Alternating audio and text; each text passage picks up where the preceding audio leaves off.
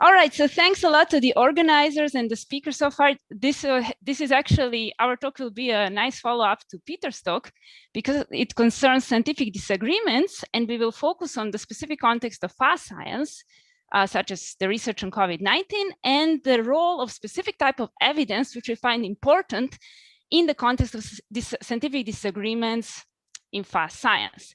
So this is a joint work with Daniel, who will give a second half of the talk, and I will give first a brief introduction before getting to the outline of the talk.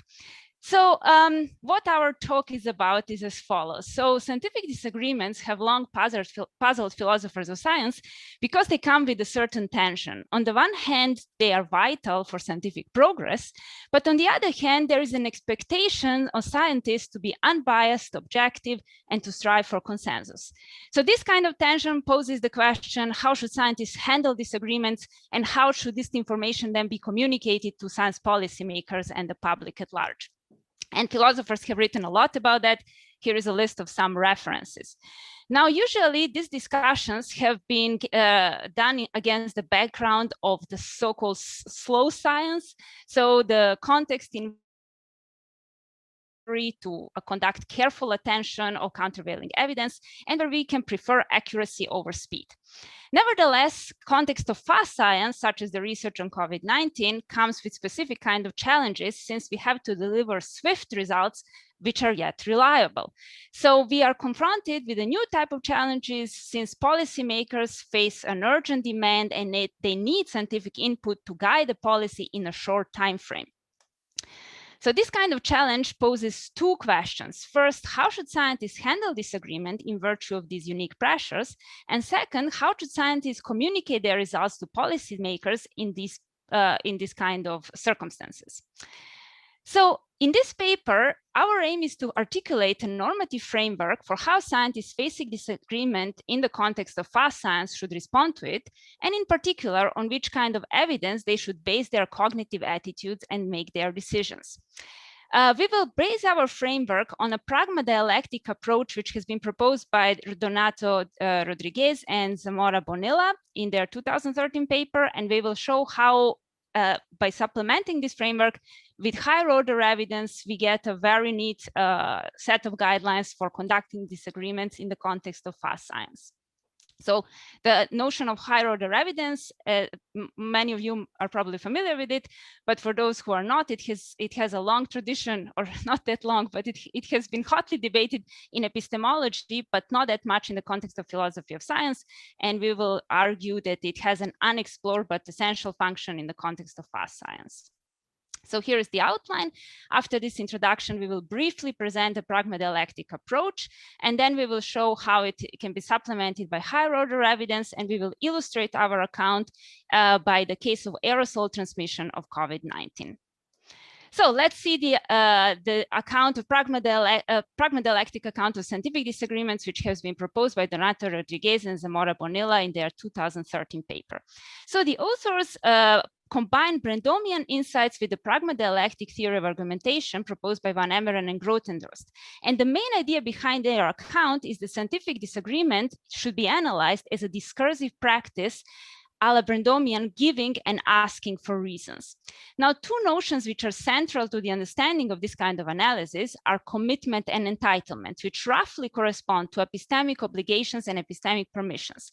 So commitment stands for epistemic obligation, which is obligation in virtue of it being a rule that is widely adopted by a given scientific community. So for instance, if I assert P, then I'm committed to defend P. So I have obligation to defend P because it is the rule of the scientific community, which is largely adopted, that if somebody asserts P, then they are obliged to defend P if they are being questioned about it. Similarly, entitlement corresponds to epistemic permission, of this being a rule which is widely adopted by a given scientific community. So for instance, I'm entitled to assert P since P logically follows from an accepted set of premises. So I have a permission to assert P because it follows from a set of accepted knowledge. Okay, so now altogether, their framework comes down to, so the punchline of their framework is that the scientists are entitled to maintain their doxastic attitude so long as disputants fail to conclusively attack their initial standpoint. So I will read briefly this quote. I just have to move zoom away from my screen. More exactly, in pragma dialectics, the protagonist is only obliged to retract the initial standpoint if the antagonist has conclusively attacked it, and the antagonist is obliged to retract his or her call into question if the protagonist successfully defends his standpoint. A situation of initial disagreement does not then amount to suspended belief. So the main punchline of their approach is that the steadfast response to scientific disagreements can be warranted if a certain position is not conclusively attacked by an opponent of this position. Now, of course, one can ask, what does here count as conclusive effect? So the authors write that what counts as a legitimate conclusive attack can vary with context, but they don't specify what kind of evidence goes into this conclusiveness. And this raises the question, should we count the higher order evidence here? Now, some of you are familiar perhaps with this notion, but for those who are not, the best way to introduce it is with an example from the peer disagreement debate. So consider a situation in which I am a scientist, I'm an expert in a given domain, and now I have good reasons to consider a certain theory the best account of a given domain phenomena in view of a body of empirical studies. Now, imagine that you are my peer and you disagree with me. You have run also certain studies. We have exchanged our reasons, and you still think that theory T is not the best one, and I think it is the best one. And our evidence, we have exchanged our object level or the first level evidence. Now, the question which has been posed in the literature on peer disagreement is, what should we do of the mere fact of my recognition of the fact that there is a peer who disagrees with me? And the argument here is that this should serve as a higher order evidence, which should lower my confidence in my belief that the theory T is the best theory of the given domain phenomena, because after all, I might be wrong. So even though in view of the first order evidence, I think I'm right and you're wrong, in view of the higher order evidence, there are good reasons to suppose that I might be wrong after all, and that therefore I should lower my confidence in my view of the given theory. So now I will give the floor to Dan, who will tell us a little bit more about higher order evidence and how this feeds into the theory of pragma dialectics. Thanks so much. So I'll just take over the sharing. There we go. Great. Can everybody see everything okay? Awesome. Yep. Great. So we learned a little bit about higher order evidence on the previous slide, but it'll help us, I think, to belabor the point just to make sure we're clear on the notion with which we hope to supplement the pragma dialectical framework. So the way we've been wanting to understand higher order evidence is roughly as evidence about evidence. And as mentioned, this notion has received a great degree of attention in recent debates on peer disagreement in the epistemology literature, as well as in discussions of epistemic rationality. And we saw a nice example on the previous slide, but to really make sure we have sort of our focus, our target kind of firmly in view, here's another example. So you might take the case of a scientist S who works in a domain D. A recent meta-analysis is published which shows that results in D, which employ the methodology S employs, are subject to systematic bias. Now, prior to reading the meta-analysis, S doesn't think that his results are flawed, right? He has good reason to think his results are good evidence for the kinds of views he supports, but it seems plausible this meta-analysis should serve to lower S's rational confidence in these sort of first-order claims about the force of his results. In this case, then the meta-analysis and recognition of the meta-analysis is higher-order evidence. It's evidence about the evidence S has, which suggests that the first-order evidence, the evidence he had prior to reading the meta-analysis, maybe isn't so strong as he took it to be. Okay, so with the notion of higher order evidence more or less clear, how can we apply it to the pragma dialectic model in explaining the disagreement of scientists in fast science context?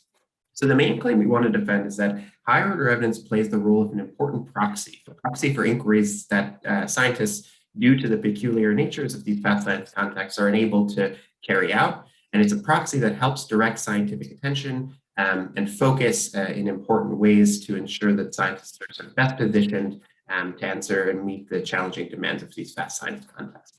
So I'll say a little bit more about that on the next slide, but for now, I think it's important to show how higher order evidence can be used to supplement the kind of theoretical guidelines that we've encountered in the pragma dialectical framework. So proposed supplementation occurs along two avenues, which I'll address now.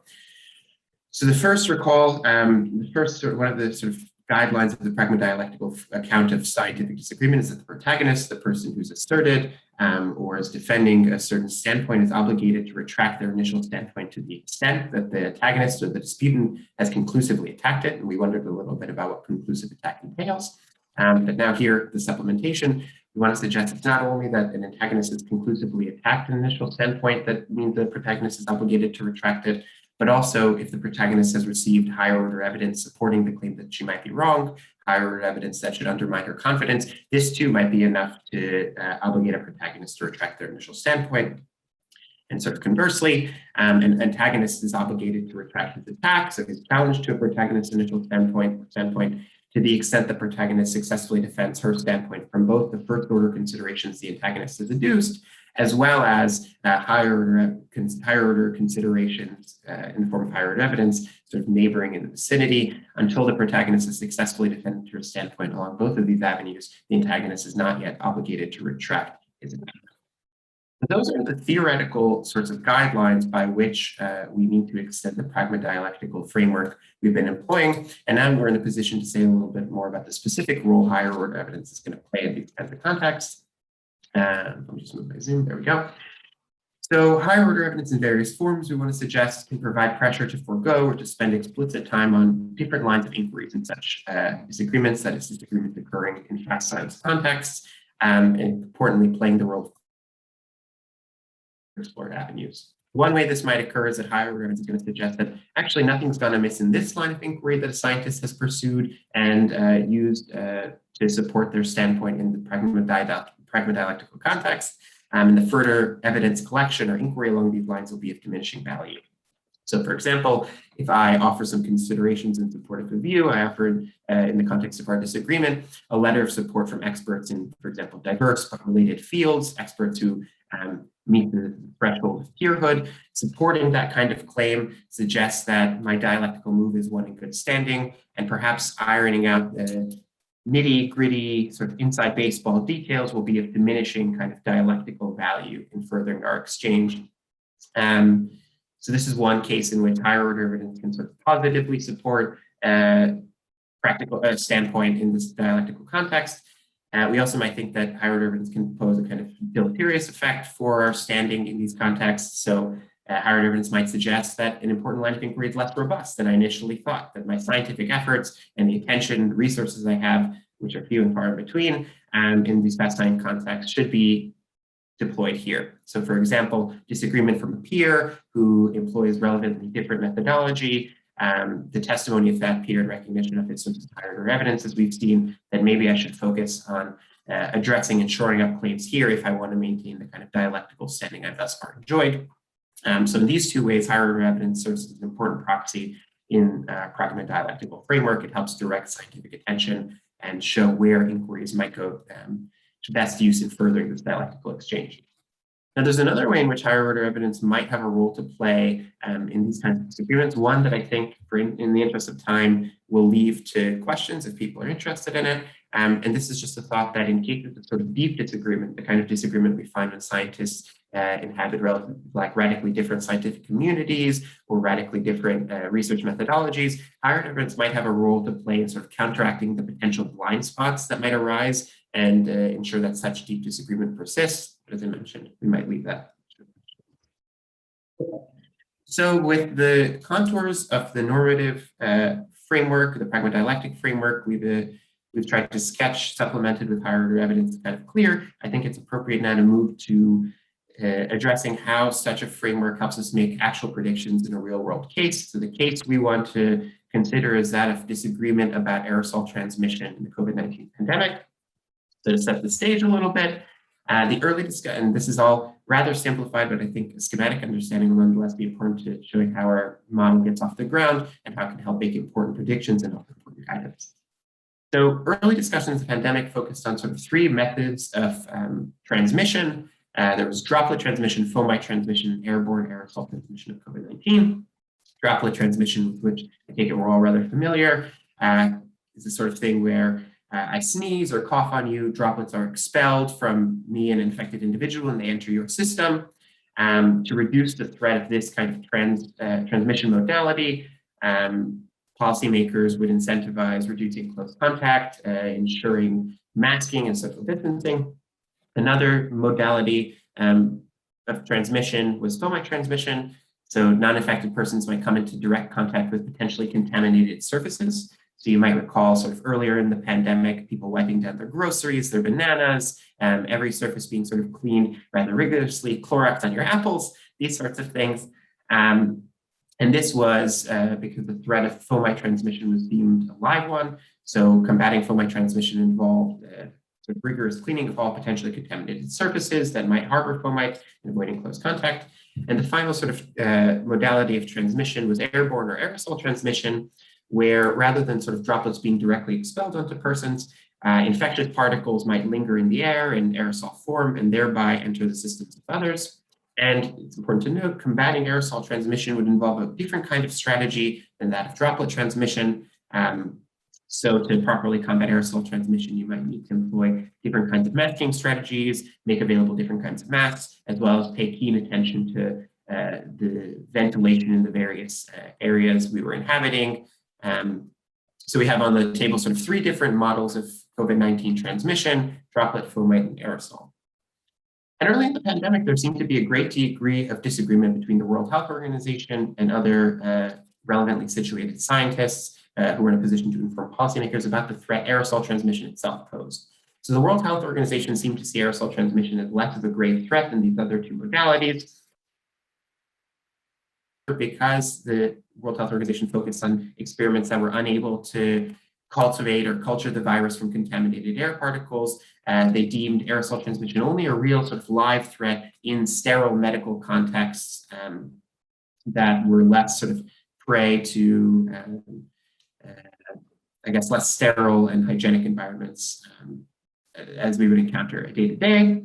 But very quickly, this kind of stance was subject to scientific disagreement. So in a Time magazine article from which we quote, which details some of the disagreement, an aerosol engineer notes, in the minds of scientists working on this issue of aerosol transmission, there's absolutely no doubt that the virus spreads in the air. So we have now, I think, are the clear stakes that suggest there's the right kind of case for our framework to be employed.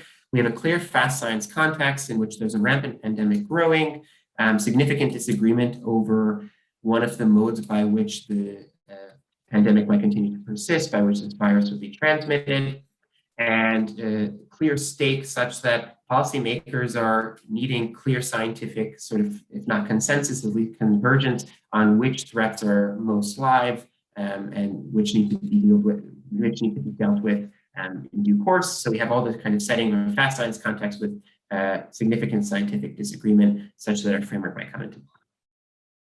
So in July of 2020, 239 infectious disease physicians, epidemiologists, engineers, and aerosol scientists published commentary indicating that they thought aerosol transmission was a real threat, and they were urging the World Health Organization to explore it further.